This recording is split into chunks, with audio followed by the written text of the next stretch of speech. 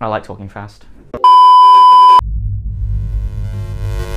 Making a film is difficult. You don't make something like, say, the Academy Award-winning Suicide Squad in the span of a couple days. There are so many completely different factors fighting for your attention throughout the entire process, even in just pre-production. Creating a movie is one of the largest money and time sinks in the entertainment industry, and because of this, studios won't just give anything the green light.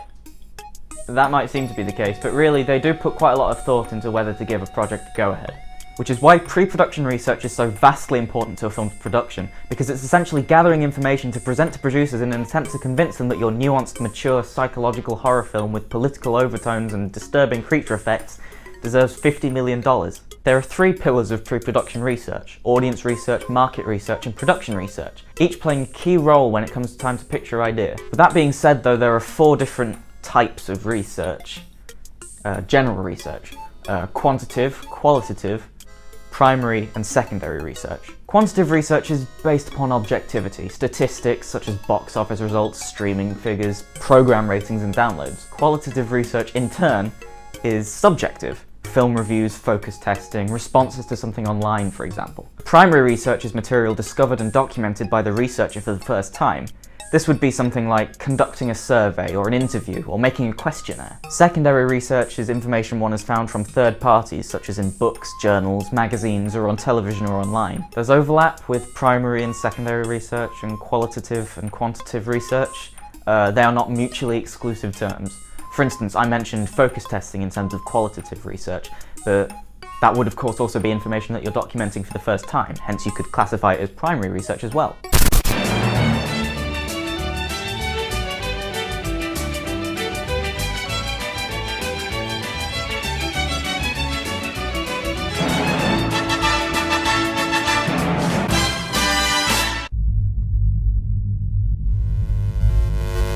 Every film has a demographic it's aiming to sucker into theatres. If you have an idea for a movie, it isn't going anywhere until you have a decent grasp on who would most likely want to watch it. Audience research is exactly that, getting a concrete idea of your product audience, their taste and interests, because with this information you can more effectively tweak certain elements of your film to cater to them. The demographic you're targeting will impact the delivery of your product, being their gender, age, sexual orientation, ethnicity, if they like juice with or without the bits, etc. Learning about who they are is imperative to making your product more accessible for them, and also lets the marketing team have a field day pandering to them. For example, teen films. As you can imagine, these tend to gravitate towards teenagers, so the trailer might feature some edgy punk rock song about how "you just don't get me, Dad." If the film is more comedic, then there will be several sexual jokes and gross out scenes, stuff that people who like Jimmy Carr would probably find funny. If the tone is more serious, then the marketing team may well play up the drama aspect to an almost soap operatic level, playing on the hormones of the target demographic, because oh my god, Becky, they love each other so much. And on the topic of young people in general, your research may conclude that they love them some social media, influencing not only the marketing but the structure of your product as a whole. Short-form content has gone up in popularity tenfold in the last decade, so with that in mind you could decide to turn your nuanced, mature psychological horror film with political undertones and disturbing creature effects into a 10-part miniseries for streaming services, or have it play in Fortnite or something. Data such as this is known as psychographics, tapping into what your chosen group of people are more likely than not interested in. There are different categories when measuring a psychographic, and they all read like very short Tinder bios. Self-actualized, innovators, esteem seekers, strivers, traditionalists, disconnected. There's an air of generalization present during this whole process, and it's a lot more blatant regarding geodemographics. This is essentially taking a look at a particular group of people who live in a specific place and determining from that what kind of product they'd want. Companies tend to utilize this information using programs such as Acorn to key in on how to market their products to certain people. Acorn is a website that allows you to look up a certain place and get a host of data about the living conditions, use of technology, and the average income of the people who live there. Another handy tool for classifying audiences is the Standard Occupational Classification System, which was created by the National Readership Survey to classify the different income groups that a product may cater to. These groups are upper middle class, lower middle class, upper working class, and exempt, respectively. While such a system was first created for magazine sales, its terminology is utilised by pretty much every company.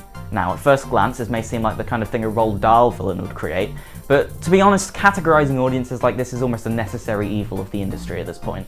Depending on what your film is, it might market itself to either a niche audience or a mainstream one. The former has specific tastes that are met by a product that is catering towards them. Their tastes may be narrow, but a niche film, for example Trainspotting, could have a massive fan base and yet still be considered niche because it isn't universally appealing. You find that this is the case when categorizing films under directors. Usually only cinephiles and folks with no social lives will recognize a name like Gaspar Noé, Charlie Kaufman, or Jason Reitman. There are a couple of exceptions. Christopher Nolan, Orson Welles, and of course Quentin Tarantino were very much household names at this point. But my point still stands that marketing a film with the name of a director isn't usually a safe bet, since you run the risk of general audiences not knowing who the hell they are. That being the case, if something is made for a mainstream audience, it's something that appeals to a broad group of people. Star Wars, Marvel, Harry Potter, Dwayne Bleeding Johnson, all are very well known and appeal to pretty much everyone. When a studio releases a film, they're slinging it into a specific market. If your movie is an action flick, it's a good idea to cross-reference it with other successful action films of the last few years, as well as what's popular now, to influence what you can do to separate it from the competition. Market research is important in developing a product, as learning about other attempts at your chosen genre can influence decisions related to R&D and marketing. Competition means not only past successes, but also past failures, and both should be considered when planning your product. 3 thrillers, all with different USPs and release strategies. Old Boy was an independent South Korean revenge thriller that released in 2003 and made $15 million at the US box office. Aside from just being a critical darling, it offers a unique setting from all the other action thriller films releasing around the same time. The Girl with the Dragon Tattoo was released in 2011 by Sony Pictures, who gave the film a massive marketing budget. David Fincher is a reputable director who has the name recognition to make $240 million at the box office on his own, but the fact that the movie was based on a dark, disturbing series of controversial novels filled a gap in the market that has only since been met by 50 Shades of Grey, for all the wrong reasons. Uncut Gems was an A24-produced crime thriller by the Safdie brothers, 2 relative unknowns at the time who only really had one other wide release to their name. The USP of this film was not only that it marked Adam Sandler's return to serious roles, but it was also released on the streaming service Netflix, providing audiences an alternative way to watch the film. This obviously paid off as it made $50 million in the US, though from what I can tell that only counts for the box office and not how many streams it had. I mentioned a certain bit of terminology just then, and it is paramount in potentially acquiring funding for a project. USP is your movie's unique selling point. It's incredibly important in getting a studio's attention. If you can, try and make your film seem like it's filling a gap in the market. The Blair Witch Project was released in 1999 and kick-started the trend of found-footage horror films. There was nothing else like it at the time, and as a result it took the world by storm and did amazingly well at the box office. In turn, when other found-footage films such as Paranormal Activity and Wreck released, they too were successful because they were capitalizing on a pre-established moneymaker while still bringing something unique to audiences. Market research isn't an end-all be-all for securing a film's success, however. Take the aforementioned 2016 classic Suicide Squad. The film was in the editing room around the same time that Guardians of the Galaxy released to major critical and monetary success. It was a massive hit and broke the mold for superhero films, so DC and Warner Brothers immediately began scrambling together something relatively similar to release while the iron was hot. With this in mind, a trailer was put out for Suicide Squad featuring a tone and style akin to Guardians, one that was completely different from what the film was meant to be like throughout production. But when the trailer proved to be hugely popular, the movie was given to the trailer house to edit too, Warner Brothers hoping they could make an entire film like the trailer. When the film released, people saw it and realised its USP was that it was bad. Now, would the project have been salvaged if this didn't happen and it had been released as intended? I mean, have you seen David Ayer's other films? Of course not! But it goes to show that bandwagoning on a popular trend won't always resonate with the audience who enjoyed the trendsetter. If a film is focus grouped into oblivion, it's immediately obvious when you sit down to watch it that whatever the creative vision may have been in the beginning, it was lost when marketability became a priority over art. We recorded some of it, but we didn't actually hit record, so... Thanks, Ned! Once a miracle has presumably happened to get your project greenlit, the research process isn't over. A film crew is an ensemble, the Mamma Mia the movie of entertainment jobs, and so bringing together such a huge sum of time, people and money can be a task in and of itself. But this isn't research in service of a pitch, this is gathering as much information as possible to determine the most feasible means of making a film, which usually means finding extra sources of funding.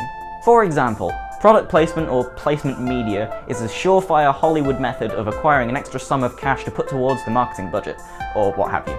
Depending on how this is executed, it can be terrible and blatant and suck you right out of the film. See Sonic the Hedgehog or any of the Transformers films. That being said, integrating another company's branding into the background of your film can be an incredibly easy way of securing them more funding. Speaking of funding, there are several ways you can go about it. Crowdfunding has been a very popular way to attract attention to your film over the last decade. The main example I can think of being Ashen's and the Quest for the Game Child from 2014, a movie that had an immensely successful campaign on Indiegogo. The tried and true LA way of bringing more investors aboard is to get the interest of one producer and and then use their celebrity as a convincing tactic when in discussion with other producers. Oh, well, Steve is attached to the project already, you'd be a fool not to contribute too. We smell big money on this film. Very slimy method, but as I say, it's the LA method. Now, if you're making a small indie flick set in Toronto, Canada, then you might see more success with the in-kind support.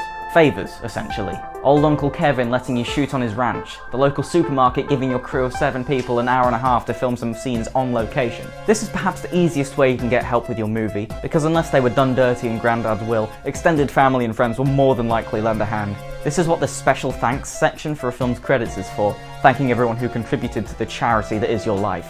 Regardless of the scale of your production, the equipment will more than likely be rented out. Very few people have £200,000 digital film cameras lying around being used as a hat rack, but those who do you'll need to utilise. Licensing out equipment is a common practice, and despite what Tommy Wiseau might think, it doesn't devalue your film as any lesser than a big Hollywood movie, because it is exactly what big Hollywood movies do as well. One question you might have had for the last 8 minutes is, what was up with that intro?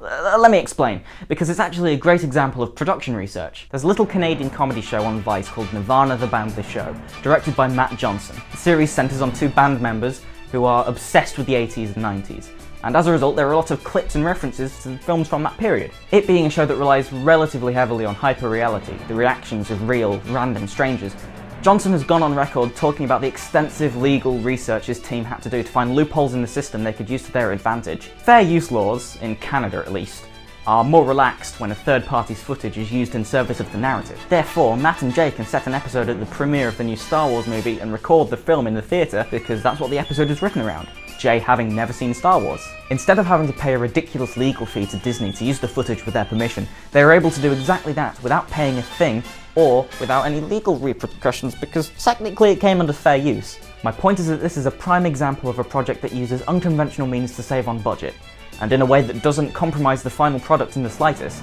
And that's because of production research. Okay, give me a countdown. I don't know, 3, 2, 1, go.